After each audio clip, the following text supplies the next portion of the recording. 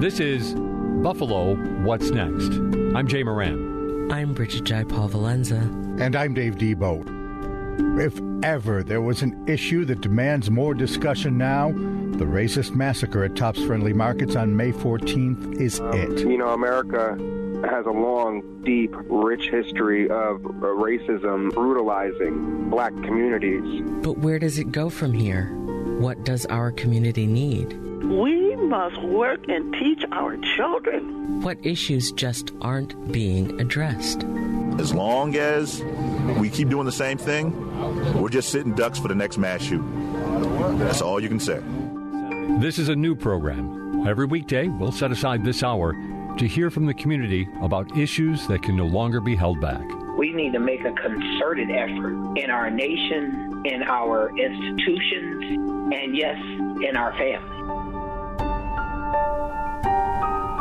And welcome to Buffalo What's Next. I'm Jay Moran. Coming up on today's show later on, Dave Debo is going to talk with Tina Peel. You may have seen Tina's signs around Western New York saying that thoughts and prayers are one thing, but there's that unchecked box about action. We'll hear from Tina later on. Right now, though, we're pleased to have with us Zeneta Everhart. You are probably familiar with Zeneta's story, but I'll repeat it, of course.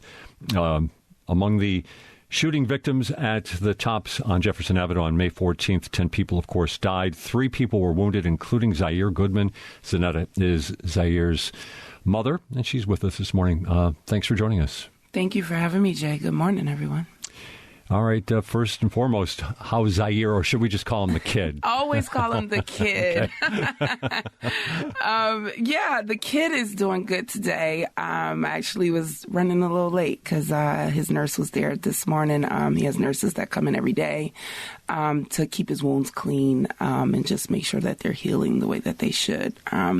So he's doing good. He's doing good. That's the physical part. How about the other side? I can only imagine the turmoil. Yeah, it's now that's going to be a road. His physical wounds, they'll heal over time, but although he will still have shrapnel left inside of him for the rest of his life, that's something that the doctors won't be able to remove just because of where the pieces are located. But, of course, there's a mental factor. Zaire is seeing a psychiatrist. And he's been seeing a psychiatrist since a week after this happened. And she's hopeful. She likes where he is mentally with all of this. And it's been good for him to have someone to talk to just about, what happened. This is a lot. There's no doubt about that, for sure. As a matter of fact, if we could just get in just a little bit, and you can stop me wherever you want to go, but, Zaire's story is a story of obviously trauma. A lot of people were around him who did not suffer wounds. Others, of course, lost their lives. What do you know about what was going on that particular day? That wasn't very long of an episode at all, was it? But it was amazingly destructive. Yeah, it felt long. Right. In the moment. So that day was a normal Saturday in my house, right? We were in the kitchen together, me and Zaire. He was making breakfast, getting ready for work. I was actually about to head out and go to BJ's, one of my favorite stores. And, we were just in the kitchen. And, he left out. I said, "Have a good day, kid," like our normal. And that was it. I was off to the grocery store, to another grocery store. And I was just about done with my shopping when my phone rang. And I answered the phone like I always do because it was Zaire. And I said, "Hey, kid, what's up?" And he was screaming, Mom, get here now. I got shot." And I just left my cart and ran through the store and got in my car. And I'm screaming in the phone, asking him where on his body did he get shot. And he said he thought it was his back. And I just told him, I'm coming, I'm driving, I'm coming. And in a normal day, I would be able to get to Tops within 3 minutes. We live blocks from the Tops grocery store on Jefferson. And so, at this point, I'm across town. And I stayed on the phone with him the whole time. And I pleaded with the universe saying, spare my baby, spare my son. And within a minute or two, the ambulance was with him. And, he had it on speakerphone and I could hear, they were working on him, and I told him I was coming. And the ambulance told me they had him and not to go to the scene, but to go to ECMC. And so that's what I did. I went there and panic ensued because once I pulled into ECMC, his phone hung up. And then I get there and then they wouldn't let me see him. And, they had me in a quiet room and I just sat on the floor. I sat on a cold, hard floor in ECMC. That was a hard moment. That was the moment where it felt like years were passing by. And I know it was only minutes. But because I didn't know. I didn't know what was happening with him. I didn't know, did he die? Did something go wrong? I was just talking to him a couple minutes ago, so I didn't know. And Zaire's dad got there and we sat there for a couple more minutes and then they said we could go see him. Wow. I mean, just hearing you talk about that guy, I couldn't breathe actually until you said that. And obviously I know how it turned out, but still. Yeah. What about, so he was helping a customer? He was helping he said, he said she was a wonderful woman. That's what he said. He said, they only talked for a couple seconds. It was her cart with her groceries or something. And, he was helping her, but that's what he did every day.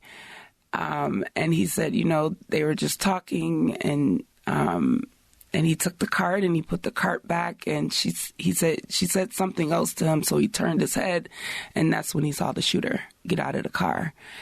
And, he said it was a blue car and as soon as he turned his head, he just shot. And Zaire said he fell to the ground and then he shot the woman right in front of him, and she fell. Yeah. And a coworker, Zaire said he tried to get up, but he couldn't see. He lost his glasses when he fell. He couldn't see. And he said, he laid there for a minute because he could still see the shooter. He said when he went into the store, he tried to get up, but he really couldn't move that much. He said then a coworker came and helped him up and they ran across the street. And then that's when he called me. Talking about Zaire helping the customer in the parking lot and such, it underlines kind of some of the stories I've heard about that Tops. Yeah. There's a special bond with that Tops. It's a family store. It's a neighborhood family store. When I go there to do my normal shopping, everyone's like, hey, Zaire's mom. So there's always the normal people who are sitting outside on the benches and, they greet you when you walk in. And, it's a community store. It's a community store. Yeah. You said Zaire's talking to a counselor for some help here to try to get through this. There's a lot of talk about post-traumatic syndrome, not just for the people that are involved, but for everybody involved. And obviously, you're right there on top of this. How about for you? How are you doing? This is hard for me as a mom. And, when this first started, and Zaire was home and, now he has a nurse that comes in and cleans his wounds every day. But for the first week, I was the one doing that. And it was recommended by my psychiatrist that we get a nurse to come in and do the cleaning because of PTSD. So that I'm not reliving that day because I was having nightmares every night. I dreamt that day every day for 2 weeks after it happened. The same day over and over, I dreamt it. And I wake up crying. And but now I'm better. I'm not having that dream anymore. That's most certainly good to hear. You, of course, spoke on the on Capitol Hill in front of the House Oversight Committee. Let's play a little clip of some of your testimony. Yeah. We thank you for all of your thoughts and your prayers. Thank you for all of the love and support you have shown us during this difficult time. But I also say to you today, with a heart full from the outpouring of love that you all so freely gave us, your thoughts and prayers are not enough. We need you to stand with us in the days, weeks, months, and years to come, and be ready to go to work and help us to create the change that this country so desperately needs. That is very powerful. How did you feel when you were delivering that? You sounded very confident and very powerful, but how did you feel? It was tough. It was tough. There were moments when I almost broke out in tears giving that statement, but I know that it was necessary. It was necessary. Yeah, thoughts and prayers. I love thoughts and prayers. I do. This Buffalo has loved on me in Zaire tremendously. It's indescribable. The people who have just shown up to my door, leaving flowers and food and gifts for Zaire. It's been amazing. But that doesn't solve the problem of why he was shot, right? Like, the thoughts and prayers aren't going to help us in the future. It's not going to stop the next mass shooting. Right. It's just not. And you did a great job of outlining, like you said, there are three elements.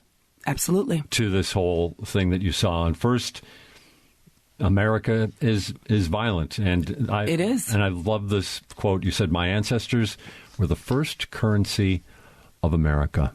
Yes. Auctioned for it. Sold. On auction blocks.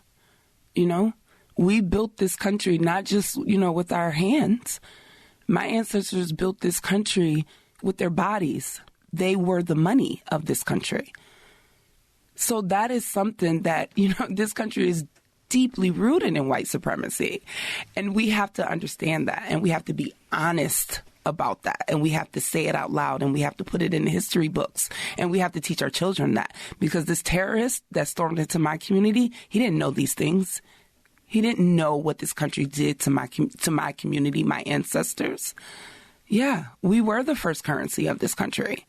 Our bodies were the first currency of this country. There was no coins or dollar bills. It was people. People built this country physically, and they were sold. They were sold. And that brings me to the other part of the second part, education. Education. What is lacking in education that needs to be put forward? True African-American history. True American history. African-American history is American history. If we're the first currency of this country, the history of this country is us. So we have to teach that from the beginning, all the way from the beginning, and starting with children. That's it. We have to tell the story. We can't act like America has always been this, land of the home, free and brave and all of that. Yeah, it sounds good, right? It sounds real good. But at the surface, it's not true. It's not who we are. This country is violent. It teaches violence. It was built on violence. You know how it works in the education system. It could take years for this to actually become part of the regular teachings in classrooms. But on the short term, I know, and we have a lot of teachers who listen to this program. What about thoughts to them of what they can do right now, whether they're in a city classroom, they're in a suburban classroom, rural classroom? What can they do right now? What can they be telling their students? Books. Get books. There are thousands and thousands of books out there who teach kids about diversity and about racism and about the history in this country. And it teaches them in a way that they can understand it, no matter what grade level that they're in. Just books. And that's why me and Zaire started our book wish list. Because books help. Books are safe, and they're comforting to kids. And especially having, a parent read to them about it, or a trusted teacher, or a trusted guardian read to them about the history of this country. It's books. Books are, our savior. It's interesting you mentioned the book list. Kara Oliver Perez. One of her book is on your list, Yes, as a matter of fact, and she was obviously thrilled about that when we had her on the program. Tell me about some of the other books that are on the wish list. Yeah, so there's so many on there. There is a book on there also by Aaliyah Agostini, who is a Buffalo native, and she wrote a book called The Juneteenth Story, telling the story and the history of Juneteenth to children in a way that they can understand it, right? There's a children's book about the 1619 Project, which encompasses things like, the Juneteenth and stuff, but just telling the story of Black people in this country and how it started and making children understand that. There's just and there's, some diversity books in there. And it's one book just called The Diversity Book for kids, right? Like, it just teaches kids that, we all look different and it's okay and it's good, right? But that can still be your friend. And you can still, have those people as friends, no matter what they look like, right? Like I said in my statement, right? Like, our differences, right, should make us curious, right, not angry. Right. Like, I should want to learn about you. I want to know what your family does on holidays and things like that. Those are things that kids should learn about. Yeah. Those are that's a nice thought to lead into the third part of what you're getting into, guns. Yeah. Not necessarily a nice topic, and one that obviously has a lot of political volatility to it. It does. Your perspective on guns. My perspective on guns is that this is not about lawmakers' personal feelings, right? Even me. I am a supporter of the Second Amendment. I believe that people in this country should have a right to bear arms. Absolutely. I do not believe that an 18-year-old should be able to purchase an AR-15. That is problematic. I feel like that an 18-year-old's brain cells aren't even completely... Right. Well, right? We hear a lot about that. Yeah. You don't have the mental capacity at 18 years old to own and operate an AR-15. That's just my personal belief, okay? I just don't think that is a gun of war. That is a gun that is literally created to do the most harm in the least amount of time, and which was obvious on May 14th. 2 minutes. It took him to kill 10 people and injure 3. 2 minutes. That's insane. I don't think anyone should have an AR-15. Let alone an 18-year-old. He should not have access to things like that. Absolutely not. No. You, of course, work in State Senator Tim Kennedy's office, so you have politics. Yeah. Do you feel the deck shuffling a little bit here on this issue? I feel it's happening. Yeah. I spoke in front of Congress. Many people spoke in front of Congress. There were marches down in Washington, D.C. And just days later, we had some movement. They heard me. They listened to me. They heard Zaire's story. They heard those other families' stories in Uvalde. I believe that they heard us. I believe that they said, let's sit down and have a conversation. They were adults. For the first time in my lifetime, I seen our lawmakers act like adults and sit down and have a conversation. And that's what this is about. For the first time in 30 years, we have movement on gun laws in this country. So, yeah, I'm definitely taking credit for that. They hurt me. They heard those families. They saw those tears of those families, those parents. They have, because there's a human aspect to this. If those stories are not hitting you in your heart and in your conscience, something is wrong with you. And so I believe those lawmakers listened to us and they heard us and they made some changes. Not the changes we wanted. And I am not going to sit here and say that is absolutely what we wanted. Yes, great. The thing is, I'm going to take the win. But tomorrow we go back to work because more needs to be done. And just curious, during that time, it must be a whirlwind going in there, doing your testimony, getting back to Buffalo and Zaire. At the same time, was there any interaction with any lawmakers, in particular, obviously, I'm sure Congressman Higgins and such, but others who may have said, you made a difference today. Yeah, it was definitely a whirlwind. And I was able to meet with Congresswoman AOC. You know, everyone's favorite. I say everyone's favorite. I know she's probably not.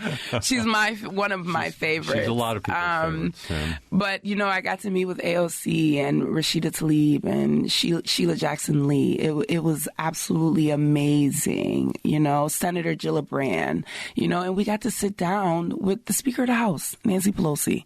That was amazing. And just to see her humanity in that moment. And she just sat there and listened to us.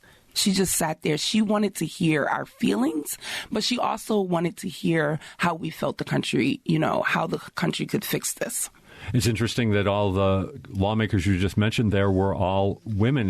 Maybe that is going to be what's going to make the change. Women will change this world. We will, because this country needs a heart. And that is where women come in. We make places that we enter. We change the energy in rooms. We make it softer, and we make people feel the humanity in each other. And yeah, I'm a woman, so I believe that. I believe that women will change the world. Zeneta Everhart is our guest this morning on Buffalo What's Next. Just to catch you up if you're checking in, of course, Zeneta's son, Zaire Goodman, was among the 13 shooting victims at the Tops massacre on May 14th. Zaire is recovering from his wounds still to this time. Another part of your testimony that I was taken aback by is to the east side of Buffalo. I love you. Why do you love the east side of Buffalo? Because that's my home. That is where I was born. That's where I was raised. That is where I still live. Do you think, when it comes to the east side of Buffalo, and we've heard similar stories from others that we've been talking to here, it's your home. We all love our homes. I'm talking about everybody. Mm-hmm. But do you think the common Western New Yorker has that concept of the east side of Buffalo? I think that overall they don't know the east side of Buffalo. So how could they love it? They don't come onto the east side of Buffalo. People don't come over there. You know, the one thing that has really made my heart smile over the last few weeks through this tragedy, so many people are up and down Jefferson Avenue now. It's beautiful to see. Shopping. There's nowhere to park on Jefferson. I'm like, what is going on here? But it's beautiful because there's so many amazing shops and stores and things going on Jefferson that people should be participating in. You know, they're seeing the community that I've always lived in. You know, it's beautiful to see. And I think that people are starting to see that the east side of Buffalo is a jewel. It is. Hey, let's continue on then. The jewel, okay? It's your home. What else makes it special? It's the people. It's the love. And that's why I said in that statement, I love you, because there is so much love on the east side of Buffalo. People are our elders. You know, that's another heartbreaking thing about the May 14th shooting. So many of our amazing elders were taken from us that day. These are people who, you know, run the food pantries, right? And, you know, they're out there mentoring kids and, you know, helping kids get back and forth to school, you know, and not just their own grandchildren, community kids, you know, but that's what the east side of Buffalo is about. It's a village. You know, I was raised by the entire east side of Buffalo, not just my parents. And that's a lot of kids' story on the east side. Absolutely. You also mentioned, of course, resources. So let's maybe start building this conversation here, because the name of the show is Buffalo What's Next. And I don't think we're going to stop hearing compelling firsthand accounts from people about what they have and what they experienced. But when it comes to resources, now here again, you have a unique position, right? Because being in the state senator's office, you have an understanding of how resources are allocated, what things are available. What are the resources that are needed to, like you said, bring that neighborhood and give it the shine that it needs, that it becomes this, you know, multicultural place where everybody goes? Right. It's many things. Okay. Right, sure. It's many things. However, some of those things is housing, right? There is a housing problem on the east side of Buffalo. And I'm not talking about, all of these new developments and affordable housing. Yeah, that's great and wonderful. However, majority of the people who live on the east side of Buffalo, you call it affordable housing, but the rent is $1,200.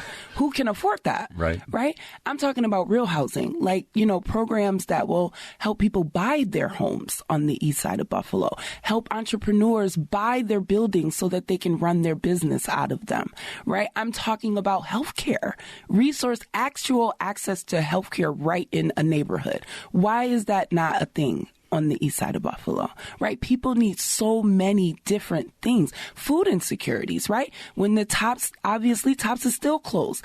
That was a lifesaver for people. People can walk to that grocery store, right? They can send their kids to that grocery store. That is one of the only grocery stores on the east side of Buffalo, right? We need more grocery stores on the east side of Buffalo. We need access to actual fresh foods on the east side of Buffalo. There's just so many issues that plague our community, but we have amazing lawmakers in the city of Buffalo, right? Senator Kennedy, Governor Hochul, Majority Leader Crystal Peoples-Stokes, and just the other day, Governor Hochul announced all this money that is going to be funneling into the east side of Buffalo, but not just for really big, large projects like the Northland Corridor and things like that, but she's talking about additional grocery stores for the African Heritage Food Co-op, right? That is what I'm talking, grassroots on the ground. And she talked about housing. She's, putting funding towards housing now so that people can buy a home on the east side of Buffalo. The working poor. There are people that live on the east side of Buffalo that are working 2 and 3 full-time jobs just to get through and pay rent. No, they should have an opportunity to buy a piece of land for them and their children. And so our lawmakers they hear us and they're listening and they're showing up. And that is what I love. Yeah. Paint a picture of what you could see it being like. Again, it's such a hard thing to necessarily come up with. Yeah. But when you see it, when you imagine it, and you're not having nightmares anymore, and you're looking at a better place, as you're walking down your street, what does it look like? It looks like life. It looks like love and life. Bringing love and life back into our community. It's going to take some time to heal from this. It is going to take some time. This is hard, but love and life. I want to see our neighborhoods built up, and I want to see those resources continue, not stop, because, it's been a month since the shooting.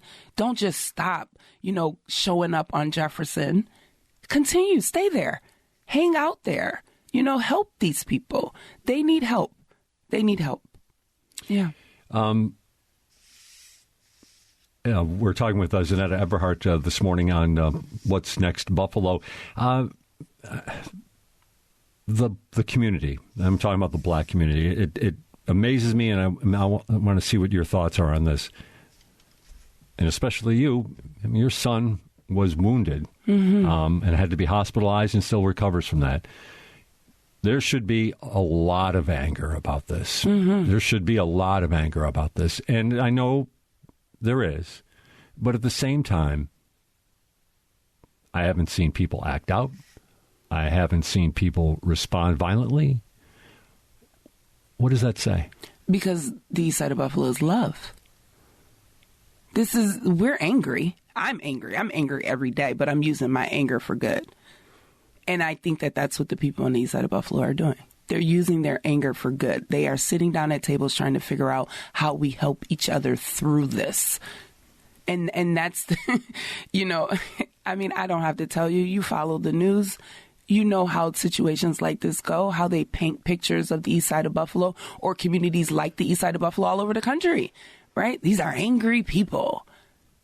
No, we're angry because of the situations that we've continuously been put in, right? These situations are not unique to the east side of Buffalo. These have been going on all across this country since the beginning of time, right? So, yeah, we're angry, but we're going to use our anger to fix our community and to fix our people and to help heal our people. That's what we're going to use our anger for. We're not, there will be no acting out and, riots and all of that. We don't need to do that because that's not who we are. That is not who we are. We are love. We are love. You mentioned earlier about the victims who were killed in the Tops shooting, and so many of them grandmothers, great-grandmothers. What about the role of that second generation, that grandmother role in the community? That's always a very interesting thing, because there's a huge value to that gets maybe a little underreported. Absolutely. Our elders are everything to us in the Black community. They are the teachers, right? They pass down the stories. They are just special humans, And like I said before, it doesn't matter, if it's their grandkid or not. A kid is their grandkid, no matter who that child belongs to. We love on each other. That is what we do. I have many adopted grandmothers on the east side of Buffalo that I've collected over the years, and I love them dearly. Why? Because, they love Zaire. And they love, and we're not related, and they make sure the Zaire need food or, the Zaire need clothes. And this is long before May 14th. So our elders, they are the anchors on the east side of Buffalo. They truly are. And so that is truly what makes May 14th even harder to bear. Yeah. Absolutely. Also in your testimony, you referenced a book, I believe, The Devil We Know. Yeah. Tell me about that. Charles Blow. Yeah? Yeah. It's an amazing book. It really, really is. You're giving me a big home to-do list here, by the way, of these books I've got to read, but continue. Good. That's the way it should be. I love books. I've always been obsessed with books. But yeah, Charles Blow wrote this book, The Devil You Know. And a lot of the book is actually talking about the Great Migration, years and years ago when, Black people, traveled up north for better opportunities and things like that. So a great deal of his book talks about that, but a great deal of the book also talks about white supremacy. And so, yeah, that quote is, it's exactly what we live every day, right? He says racism, as we've come to know it, is a fact, right? But race is not, right? Race isn't a fact. It's fiction. It's created. People in this country created that, right? And yeah, it's just a really good book. I definitely recommend people reading it. And they just get a snapshot into the lives of our ancestors and our elders and, why they made those hard decisions to leave the South, and come up north for better opportunities because they thought that there were better opportunities in North America, when in actuality, the racism was just different in North America, right? It was in the South, it's out loud racism. But in the North, it was institutionalized racism, right? It was, the school to prison pipeline. It's deeper. It's segregation in the North. It's things like that. So that's what the book talks about. That is interesting. So because I think a lot of people would be very curious about that idea that race is, I guess you said, it was fiction. It's fiction. Maybe just expand. I think you were kind of getting into it and going on, but feel free to expand on that just a little bit more because I think that's something, and I think we're humans, right? We're all humans. Just because we look different doesn't mean we're different, right? We migrated in different areas of the world, which is why we look different. But when it comes down to it, we are human beings, all of us. We, our DNAs, me and you could do a DNA test and we can look back and figure out that somewhere in our DNAs we're connected, right? So that's what race is color, and people created that. That is an institution that this country created to keep people separated. Yeah. And so to that end, though, it does highlight the layers of understanding that need to be uncovered here. In education. Exactly. That is my point. It always comes back to education. If kids aren't learning these things and they're like, oh, well, you're Black and I'm white and, so I'm going to bully you, but they don't understand that they're actually connected. They're actually connected because we don't teach kids that. We keep them separated on purpose. We have a caste system in this country and we act like we don't, but we do. Yeah, that's an interesting way of describing it because, again, I think most people would say, and I think without belligerence would say, well, this is the way I was brought up and this is the way it is. But it shouldn't be. You shouldn't be brought up that way. You should be brought up understanding people in this world, different people in this world, right? We should just learn those things in school, that people are different and it's okay. It doesn't mean that that person is better than the next person. It just doesn't. We're humans.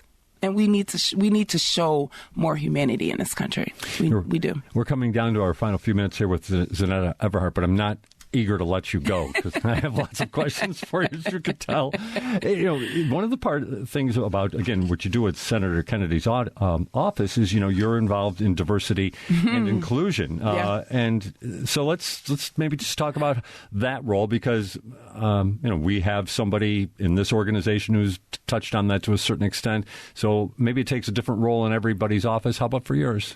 Yeah, so I'm Senator Kennedy's Director of Diversity and Inclusion. My job is heavily focused, not just, but heavily focused on the east side of Buffalo, making sure that we are funneling resources directly into the east side of Buffalo. I host a lot of different events around the east side, including one that I started called the Single Moms Club.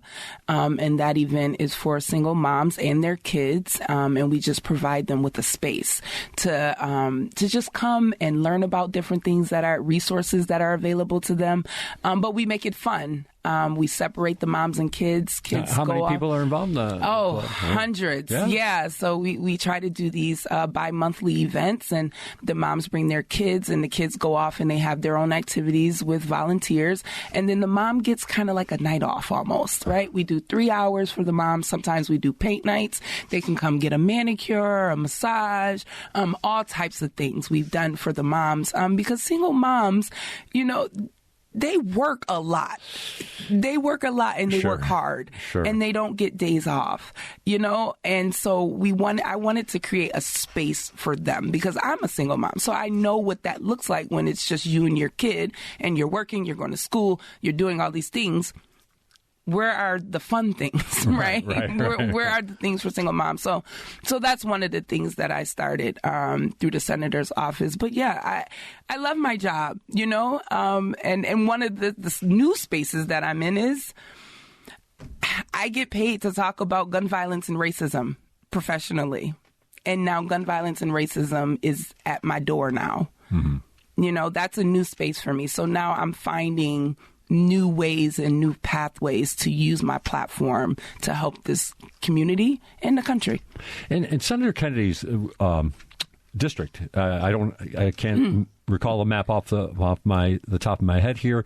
Obviously encompasses the east side of Buffalo, but other places as well. Mm-hmm. What about the interaction with throughout his district? The senator has a very interesting district.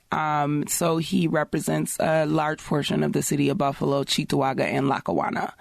And so his office is actually made up of people who live in all of those communities. Okay. And so he has people in his office who represent him in those communities. And so when he's not available, when he's in Albany during session, we're able to go out to these different communities still, and understand their needs and, what's going on in their community. And we bring that back to the senator. Yeah, so he has a very interesting office. And I love the way his office is shaped because he hires people directly from those communities to represent him in those communities because those are the people who know the needs the most, right? And it's good work. We do good work. I love working for the senator. He's an amazing man. He really, really is. Zaire, again, is still recovering. What does he want to do when he's recovered? What's he got on his plate? What does he want to do? Oh, goodness. So this summer, Zaire will be, he used to be a student over at Buffalo Center for Arts and Technology, so he will be back over there this summer helping out. And, you know, he loves digital media and things like that. So he'll be there, but he'll be back in school, back at Villa Maria College in the fall. And shout out to Dr. G over at Villa Maria College, my alma mater. And yes, I am on the board over there as well. But they gave Zaire a full scholarship to come back to school. He did a few semesters prior to the pandemic. And he's excited. He wants to go into journalism and do some creative writing and things like that. And he's an anime fan.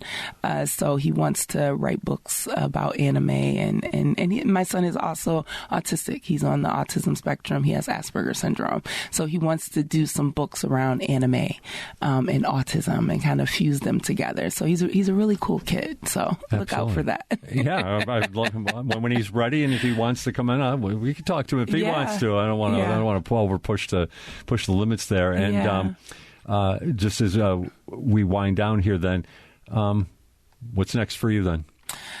Helping my community. Continuously helping my community. You know, people have been asking me, so where are you going next? And I'm like, whoa, I'm not leaving my job. I love my job. Not now anyway. Senator Kennedy, relax. I'm not going anywhere just yet. But I'm hoping that I will be able to affect some change on a larger scale across this country. So I think that that's where my mind is right now. It's on the community, but definitely I'm looking outwards and hoping that I can make some real changes across the country. Can you keep us up to date? Absolutely. Zeneta Everhart, thanks very much for joining us. Thank you, Jay. Hey, we used to love this song. We still do.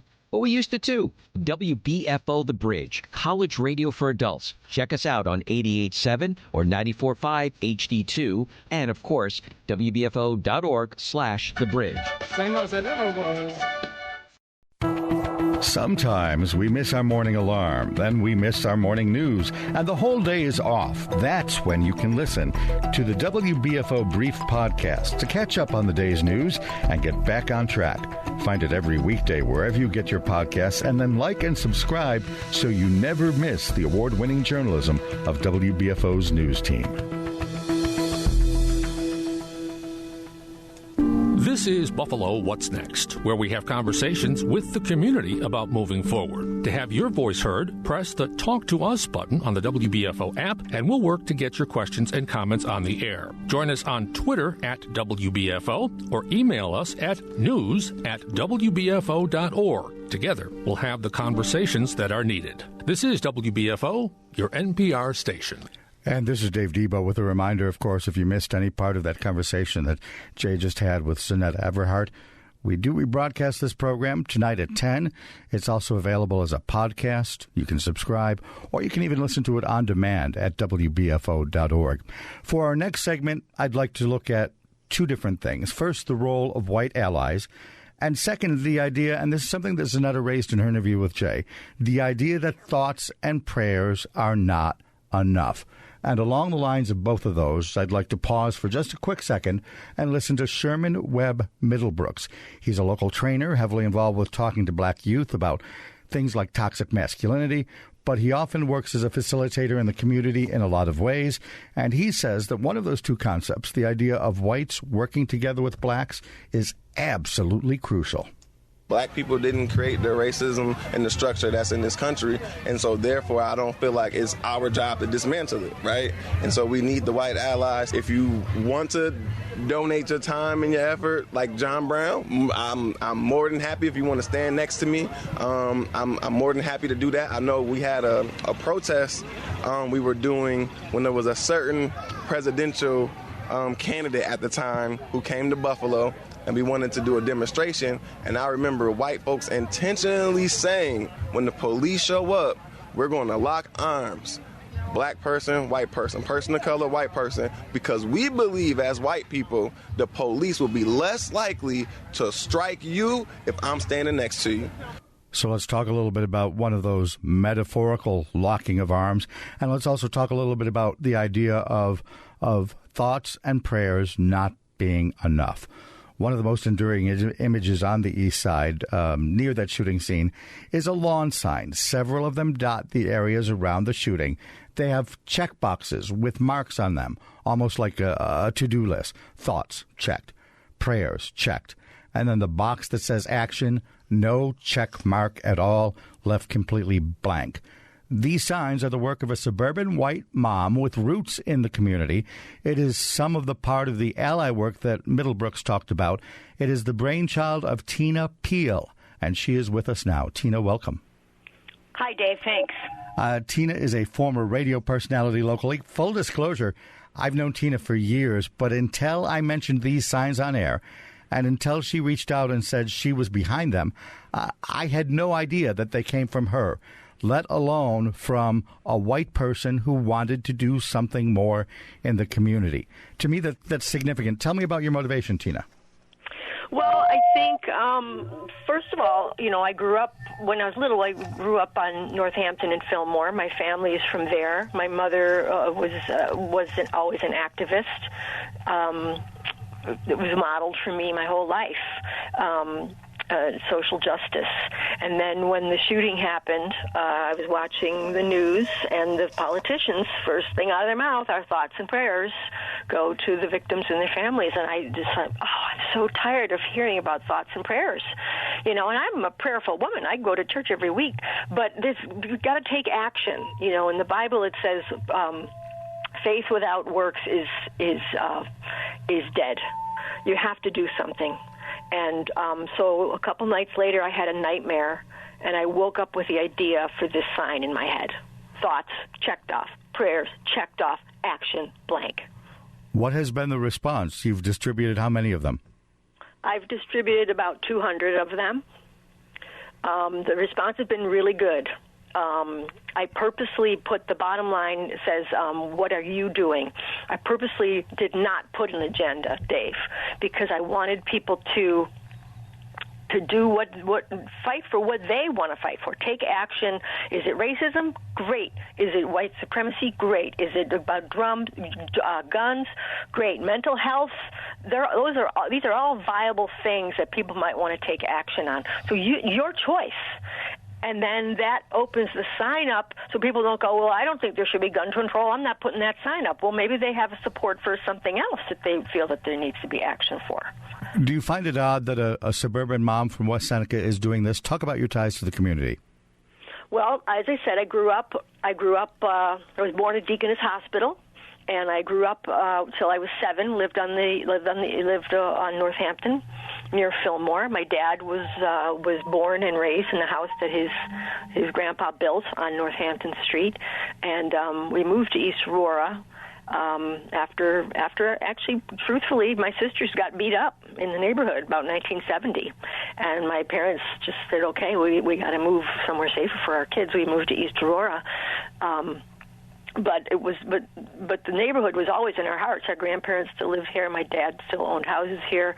And I remember, Dave, when I was in first grade in Buffalo, we colored pictures of Martin Luther King for his birthday in about 1970, right? And then we moved to East Aurora, and there was no mention of Martin Luther King. I was a little kid, but yet I was aware of this. I'm like, why aren't we coloring pictures of Martin Luther King out here in East Aurora? And, so I think it ran deep with me, even from a young age. And so I grew up in East Aurora and then lived in the city for 20 years before settling now in West Seneca. But it's not just racism, it's love. It's people are human beings. We're all humans. We're all children of God. We all deserve good things. Nobody deserves to be treated any differently than others because of the color of their skin. It doesn't matter where I was born or what my background is, especially as a child of God, as a follower of Christ. And I don't want to sound like a Jesus freak, but to love your neighbor as yourself, to love one another and want the best for everyone else just because they exist. During all of our discussions on the program here, segregation has certainly come up often. The East Side is certainly segregated. Buffalo, one of the most segregated cities in America. You mentioned East Aurora, of course. That is very much a white enclave. Yeah. Do you find it an issue that is difficult to raise? Or can I ask the question another way? How unique are you to have this kind of concern? I don't know, because the people I hang out with all have the same concern, but maybe, like-minded people hang around together. It's hard to say how unique I am. I mean, I go to church on the east side of Buffalo, and we have white people in the congregation, and we're all like-minded. So in terms of my suburban brothers and sisters on my street, I see no signs. I see no signs, literally or figuratively. But I don't know what's inside of people's heads and hearts. But if I can put that sign on my lawn in West Seneca and get other people to put the sign on their lawns all over the county, then, maybe just one person at a time, we can change things. We're talking with Tina Peel. She's the person behind those signs you've probably seen around Erie County, yes, and certainly along Jefferson Avenue. The ones with the check boxes, thoughts, yes, prayers, yes, action still required. And then it asks the question again. How did you phrase it? What action? What are you doing? What are you doing? Okay. Yes. Last week, I was speaking with Jomo Okono. He is a chair of the Juneteenth efforts, and he talked a little bit about how people are motivated by different things, how we have reached sort of a critical point where whites cannot ignore this issue. But he framed it a little differently than I would have thought. Hold on for a second. Let's listen to what he said, and then I'd like to have you react. I think that George Floyd and the massacre there was one of the most important things for the 21st century, as we're being candid, for white people to see. And this is what I mean. Since George Floyd, many black people have now found out that there are more white people who are seeking justice for black people than we ever imagined. Do you know why? Because when we watched George Floyd, the black community has been familiar with that reality. But the whites that saw the knee on the neck couldn't not say, oh, my God, this is wrong. And do you know why they probably said that with a clear conscience? Not because Black Jomo or the black people from any inner city said it. Most white people watched that from the comforts of their own home, and they saw with their own eyes, they heard it with their own ears, and that reference point didn't need any interpretation. Would you agree, Tina, that George Floyd was sort of a tipping point? And if so, this is the part where I thought his comments were interesting. If George Floyd was a tipping point, wouldn't it automatically follow that people have seen racism, they know it's out there, and that action after this shooting follows much more easily or much more automatically because we were already preconditioned, we already noticed this in the ways that he says we didn't notice before George Floyd? I think it certainly was a tipping point. I think there's a lot of people that still deny it. There's a lot of people who still think somehow that he was at fault. But I think that he's absolutely right, that it did motivate a lot of people to see what's really going on and to take some action and to really get angry. That's part of it for me. Is I'm angry and not just at the hate and the racism, but the money and the power behind the politics and so much of the media that drives this, that seems like they don't care about the fate of our country and the fate of our people because they're more interested in getting votes and getting money and having power than they are in saving lives and bringing our country together and bringing our, not just the country, but destroying, devouring, whatever, that segregation. And you're talking specifically there about the reluctance to adopt what many have labeled as sensible gun control? I think that's part of it. Absolutely. Absolutely. All right. Tell me about what other kind of action you see coming from this. I know you said you were specific with the signs not to promote something, but I also imagine that you have things in your heart and in your mind that you want to see happen. I think mental health is a huge factor. I think trauma is a huge factor. I think that that lack of education and like I said, this hate speech. I mean, yes, we have free speech, but how far can we carry hate speech? How far is it taken to the point where people are taking action on things that just aren't true? And what can be done about this? Much of the discussion has touched on education, and I know you have a young son, not I guess teenage now, right? He's 16. Oh my! Okay, we haven't been in touch as much. We have not been in touch as much as I thought we should be. I had no idea he was that old, but he's certainly in the school system. And I know you don't want to talk so much about your son. Talk a little bit about education, about how racist ideals may or may not be propagated within the schools. Well, I think that there definitely needs to be honest discussion and honest history about black people in America, as the previous guest has discussed. I also wanted to mention, just in terms of the schools, I just remember how nervous that my son was every time there was a lockdown drill.